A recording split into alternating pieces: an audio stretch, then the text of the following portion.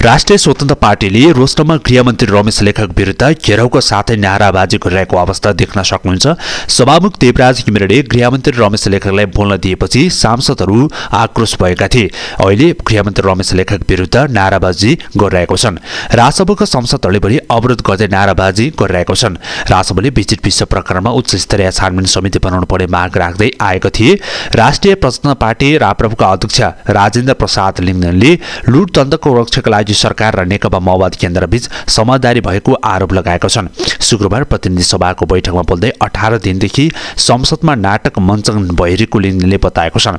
प्रमुख प्रतिपक्षी दलका नेताले वीरतापूर्वक आत्मसमर्पण गरेको उनको आरोप थियो। 18 दिनदेखि नाटक हामीले देखिरहेका छौँ, देशले देखिरहेका छौँ। अहिले पनि प्रमुख प्रतिपक्षी दलका नेताले वीरतापूर्वक आत्मसमर्पण गर्नुभएको सुन्न पाएको छ। वीरता र बहादुरीका साथ पछाडि हटेको सुन्न पाइयो। उनले भनेको छन्, यो हुने नै यही थियो र उहाँले गणतन्त्रको रक्षाको लागि भन्नुभएको छ। गणतन्त्रको रक्षाको लागि होइन, लुटतन्त्रको रक्षाको लागि यो समझदारी भएको भन्ने कुरा आम जनताले बुझेको छन्। गृहमन्त्री रमेश लेखकले आफू विरुद्ध पार्टी कार्यालयहरूमा नक्कली पीडितहरूलाई बोलाएर विभिन्न ठाउँमा जाहेरी दर्ता गर्ने प्रयास भएको जिकिर गरेका छन्। प्रतिपक्षी दल राष्ट्रिय स्वतन्त्र पार्टी राजसभाका राष्ट्रिय प्रजातन्त्र पार्टी राप्रपाको लागि अवरोधको बीचमा संसदमा सम्बोधन गरेका गृहमन्त्री रमेश लेखकले मलाई थाहा छ केही पार्टीको लागि कार्यालयमा नक्कली र तथाकथित पीडितहरूलाई पनि बोलाएर पार्टी कार्यालयमा जाहेरीहरूसँग लेखेर मेरा विरुद्ध विभिन्न ठाउँमा दर्ता गर्ने प्रयत्न भइरहेको छ उनले भन्नुभएको छ। गृहमन्त्री रमेश लेखकले यो कुन पार्टी कार्यालयमा लेखिएको भन्ने विषयमा आफूलाई जानकारी नै भइसकेको भन्दै उनले नक्कली पीडित खडा गर्ने र मानिस पत्ता लगाएर कारबाही गरिने समेत बताएको छ। त्यस्तै कृत्य र जालसाजीमा काम गरेर राजनीतिक अभिष्ट पूरा गर्ने काम चाहिँ नलाग्न म साथीहरूले आग्रह गर्न चाहन्छु उनले भनेका थिए। उनले अगाडि भनेको छन्, यस्ता अपमानजनक कार्यहरू र यस्ता कृत्य चाहिँ जालसाजी गरेर चाहिँ तथाकथित नक्कली पीडित खडा गर्ने मानिसहरूलाई पत्ता लगाएर कारबाही गरिने भएको छ। उनले राजसभालाई सङ्केत गर्दै थपे र तपाईँ पार्टीका कार्यालयमा कृत्य र जालसाजीपूर्ण पीडितहरूले चाहिँ तार पार्ने पार्टी कार्यालयमा बन्दैछन्। उनले विजिट विश्व प्रकरणमा आफूहरू विरुद्ध कुनै पनि प्रमाण नभएको भन्दै जाहेरी वा उजुरी नै नभएको अवस्थामा पनि राजीनामा माग गर्नु पनि अनुचित भएको बताएको छन्। उनले आफू विरुद्ध पनि राजनीतिक प्रतिशोध साँझ चाहिँ खोजिएको समेत जिकिर गरेको छन्। राष्ट्रिय स्वतन्त्र पार्टी राजसभाका चाहिँ सांसद मनिषा झाले अध्यागमन विभाग मार्फत विजिट विश्व आवरणमा भइरहेको मानव तस्करको लागि नेतृत्व गृह मन्त्रालयले गरेको आरोप लगाएको छ। शुक्रबारको प्रतिनिधि सभाको बैठकमा बोल्दै सांसद झाले यस्तो आरोप लगाएको हुन्। अख्तियार दुरुपयोग अनुसन्धान आयोगले पटक पटक अध्यागमन भइरहेको बदमाशीको बारेमा सूचना दिए पनि गृह मन्त्रालयले व्यवस्था गरेको आरोप उनको थियो। अख्तियारले अध्यागमन बदमाशी भइरहेको त्यहाँ चाहिँ ध्यान दिऊ भनेर गृह मन्त्रालयले 9 पटक पत्र चाहिँ काट्दा समेत गृह मन्त्रालयले कहाँ थियो। जब अख्तियारले त्यहाँ चाहिँ धावा बोल्ने बेला भयो तब सबै आफ्नो कर्मचारीले लुकाउनका लागि रातारात किन तानियो, सांसद झाले भनेका छन्। यदि उहाँको लागि संरक्षण छैन भने उहाँलाई जानकारी दिएन थिएन र कर्मचारीले संरक्षण दिनको लागि पनि किन तानियो अर्को भन्नुभएको छ। अर्को कुरा, कर्मचारीले तानिसकेपछि तामेली र मन्त्रालयमै राख्न सक्थ्यो। आफ्नो मन्त्रालयका संलग्नमा लुकाउनको लागि गृह मन्त्रालयले अनुसन्धानमै रहेका कर्मचारीको लागि जिल्ला सरुवा गरेको समेत आरोप लगाएको छ। अध्यागमनको लागि अनियमितता केवल राष्ट्रिय नभइकन अन्तर्राष्ट्रिय स्तरमै भएको दाबी गर्दै छानबिन समिति गठनको लागि माग गरेको छ। छापामा चाहिँ पर्याप्त समाचार भइरहेको छ र हरेक दिनमा चाहिँ यथेष्ट प्रमाणहरू आइसकेको छन्। यो सबै तपाईँको लागि नेतृत्वमा भएको लुटतन्त्र हो। यो हाम्रो मात्र आवाज होइन, सेटिङ त अन्तर्राष्ट्रिय नै भइसकेको रहेछ र सांसद झाले भनेको छन्। त्यसकारण यसको छानबिन गर्नको लागि छानबिन समिति र ठगिएको लागि न्याय नपाएसम्म हाम्रो आन्दोलन जारी रहने भएको छ। राष्ट्रिय स्वतन्त्र पार्टी राजसभाले विजिट विश्व प्रकरणमा उच्च स्तरीय छानबिन समिति बनाउन र अडान कायम राखेको छ।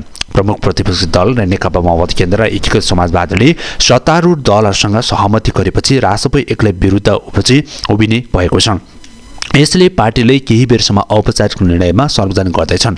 एक नेताका अनुसार विजिट विश्व प्रकरणमा उच्च स्तरीय छानबिन समिति बनाएर मात्रै अघि बढ्ने राजसभाको अडान रहेको छ। यसअघि माओवादी समाजवादी र विजिट विश्व प्रकरणमा गृहमन्त्रीको राजीनामा माग गर्दै आएको थियो। तर एमाले काङ्ग्रेस माओवादीले भने 2 बुँदे सहमति पत्रमा हस्ताक्षर गर्दैछ। राजसभाले उक्त अडान अहिले पनि छाडेको छैन।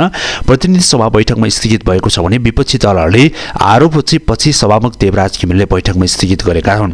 उनका अनुसार अब अब अर्को बैठकमा भोलि शुक्रबार दिउँसो 1 बजे बस्नु भएको छ। भिजिट विषय प्रकरणमा गृहमन्त्री रमेश लेखकको राजीनामा माग गर्दै विपक्षी दलले संसदमा बैठक अवरोध गरी आइरहेको छ। सो प्रकरणमा छानबिन वा अध्यागमन गर्ने विषयमा सत्तारूढ दलको लागि लिखित प्रतिबद्धता जाहेर गर्ने बताएको छ। यसैबीच रासपले निर्णयका लागि लिनका लागि थप समय माग गरेको छ र प्रमुख प्रतिपक्षी दलका नेता माओवादी केन्द्रका अध्यक्ष पुष्पकमल दाहाल प्रचण्डका अनुसार भोलिदेखि नियमित रूपमा संसद चल्ने भएको छ। राष्ट्रिय स्वतन्त्र पार्टी रासपले थप छलफल गर्नुपर्ने बताए पनि आज संसदले बैठकमा नचल्ने भएको छन्। भिजिट विषय प्रकरणमा अध्यागमन र छानबिन भन्ने शब्द राखेर 2 बुँदे मस्यौदा अघि बढ्ने भएको छ।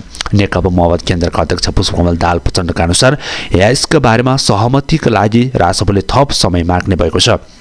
प्रचण्डले सत्तारूढ दलका नेताहरूले लिखित प्रतिबद्धता हुने गरी अघि बढ्ने प्रस्ताव गरेका थिए। सोही प्रस्ताव अनुसार करिब चाहिँ सहमति जुटेको प्रचण्डले बताएका छन्। अझै केही हामीले छलफल गर्न पाउनु पर्यो र हामी केही चाहिँ साथीहरूसँग पनि लागि छलफल गर्न हुनुपर्छ। भोलि सभामा कति बजे हुन्छ र त्यति बेलादेखि नै सदन खुल्नेछन् उनले भन्नुभएको छ। पूर्व सञ्चारकर्मी रवि लामिछानेले खोलेको दल रासप फेरि मुद्दाविहीन बनेका छन्। पार्टीको गठनको लागि 6 महिनामै 21 सिट जितेर चाहिँ चौथो शक्ति बनेपछि सत्ता पुगेका रासप गत वर्ष असारदेखि विपक्षमा छन्। सत्तामा छँदा रवाफ रहेका रासपको नेताले अहिले पनि छिन्न भिन्न भइसकेको छन्। प्रतिपक्षमा पुग्दा रासपले झन्झन ओह्रालो लागेको छन्। पार्टी सभापति रवि लामिछानेको लागि सहकारी ठगीमा गत कार्तिक पक्राउ परेपछि रासपले 6 महिनासम्म चाहिँ सोही मुद्दाको लागि बनायो र एउटा 4वटा जिल्लामा चाहिँ सहकारी ठगीको लागि संलग्न भएका र मुद्दा चल्नका लागि सरकारले राजनीतिक प्रतिशोध साधेको भनेर अफवाह फैलाएको रासपको नेताले त्यतिखेर चुप हुनका लागि पुगेको छन्। अब उच्च अदालतमा तुलसीपुर र बुटवल इजलासले सुप्रिम सहकारी पूर्वपक्षका लागि थुनामा पठाइदियो। गत चैतबाट पूर्वपक्षका लागि रवि थुनामा पुगेपछि रासपले विरोध गरे पनि अदालतमाथि चाहिँ सिधै प्रश्न गर्ने हिम्मत राख्न सकेन। बरु सरकारमाथि भने प्रश्न उठाइरहेका थिए।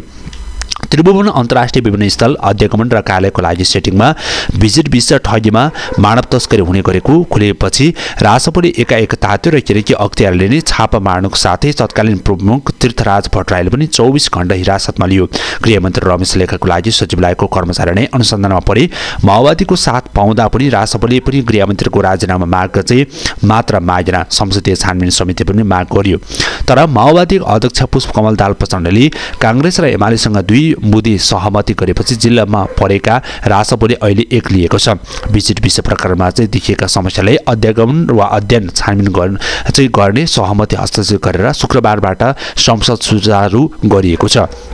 रासपको अवरोधका बीचमा सदन चलेको छ भने तर अब रासपले जोर चाहिँ नचल्ने देखेरै काङ्ग्रेस र एमालेको लागि माओवादीको साथ लिएर अगाडि बढेको छन्। यसअघि माओवादीले पनि राजीनामा माग्दा पनि तनावमा परेका गृहमन्त्री रमेश लेखक यसअघि संसदमा जवाब दिनका लागि आउनुपर्ने माग गरिरहेका थिए। कतिसम्म भने विपक्षीले बोल्न नदिएपछि उनले संसदमा परिसरमा चाहिँ पत्रकार सम्मेलन गरेका थिए। तर शुक्रबार संसदमा जवाब दिन भनेर पुगेका लेखकले जवाब होइन रासपमाथि प्रश्न वर्षाएका छन्। संगीन आरोप लगाए लेखकले रासपले नक्कली पीडित चाहिँ खडा गरेर आफ्नो विरुद्ध उजुर गर्ने प्रयत्न गरिरहेको दाबी गरेको छ।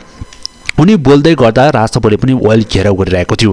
गृहमन्त्री रमेश लेखकले आफूमाथि राजनीतिक प्रतिशोध साधिएको भन्दै असन्तुष्टि जनाए। साथै रासपले आफ्नो पार्टी कार्यालयमा आफूमाथि हुजुर गर्न नक्कली पीडितहरू खडा गरिएको र उनीहरूलाई खोजी कारबाही गरिने उनले चेतावनी पनि दिएको छ। मलाई थाहा छ र माननीय सदस्यहरू केही पार्टीका कार्यालयहरू नक्कली चाहिँ तथाकथित पीडितलाई बोलाएर पार्टी कार्यालयमा चाहिँ तथाकथित जाहेरहरू लेखेर मेरा विरुद्ध विभिन्न ठाउँमा चाहिँ दर्ता गर्ने प्रयत्न भइरहेको छ। कुन पार्टी कार्यालयमा लेखेको छ त्यो मलाई पनि जानकारी भइसकेको छ। यस्ता कृत्य जालसाज र अमर्यादित काम गरेर आफ्नो चाहिँ राजनीतिक अभिष्ट पूरा गर्ने काममा नलाग्न र म साथीलाई आग्रह गर्न चाहन्छु र कृत्य जालसाजीपूर्ण ढङ्गले नक्कली पीडित खडा गर्ने मानिसको लागि पत्ता लगाएर कारबाही गर्ने गृहमन्त्री लेखकले जनाएको छ।